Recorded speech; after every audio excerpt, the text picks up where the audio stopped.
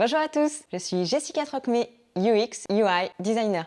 Aujourd'hui, je vais vous parler d'un événement qui a eu lieu le 17 septembre.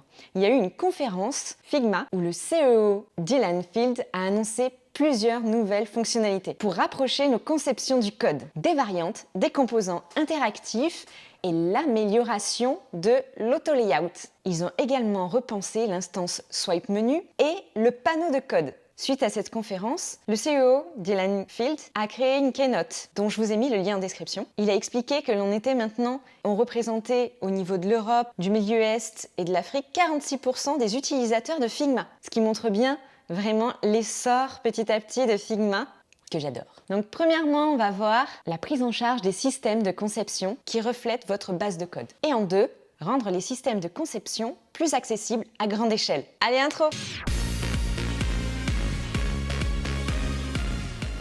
Alors, première partie, la prise en charge des systèmes de conception qui reflètent votre base de code. Alors pour cette partie-là, au niveau des nouvelles fonctionnalités, il faut en sorte d'améliorer encore plus l'approche de conception UI design pour que cela reflète les bases du code.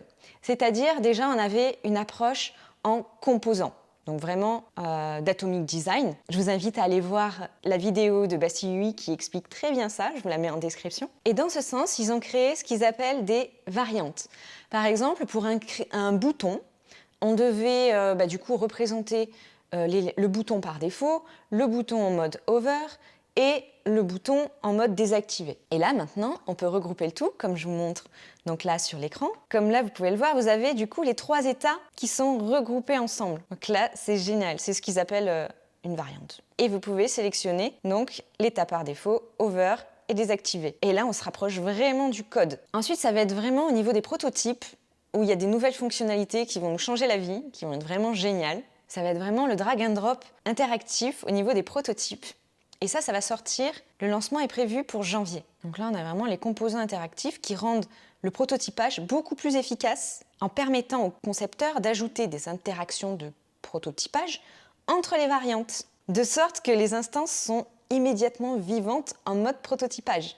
Autre point, c'est l'amélioration de l'auto-layout qui est à venir pour le mois de novembre, où là, vous concevez comme vous codez avec la mise en page automatique. Comme on le voit ici, donc dans cette prochaine évolution, on va apporter à l'interface, l'interface utilisateur est vraiment simplifiée. On a vraiment la disposition qui se fait automatiquement et qui a l'air encore plus facile à utiliser. Je me languis de pouvoir tester ça. Notamment la possibilité d'étirer les éléments le long des deux axes, de configurer des valeurs de remplissage indépendantes et d'optimiser l'espacement pour les modèles d'interface utilisateur courants tels que les icônes de navigation. Pour la deuxième partie, leur objectif est de rendre les systèmes de conception plus accessibles à grande échelle. Donc ce qu'ils ont fait, c'est qu'ils ont ajouté une fonctionnalité qui permet aussi bien aux concepteurs qu'aux développeurs de naviguer plus facilement dans les grandes bibliothèques complexes. Donc là, comme on le voit, on peut parcourir les bibliothèques avec le menu d'échange d'instances.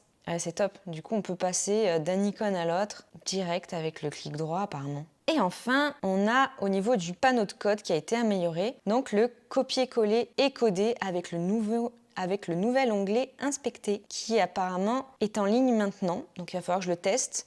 D'ailleurs c'est également le cas pour la bibliothèque au niveau du menu d'échange d'instances qui est en ligne aussi. Et voilà, c'est tout pour aujourd'hui. J'espère que ces nouvelles fonctionnalités vous donnent envie de tester ça. Dites-moi si vous êtes aussi enthousiaste par ces nouveautés, ces nouvelles fonctionnalités que moi en commentaire. Et à la semaine prochaine dans une nouvelle vidéo. Salut!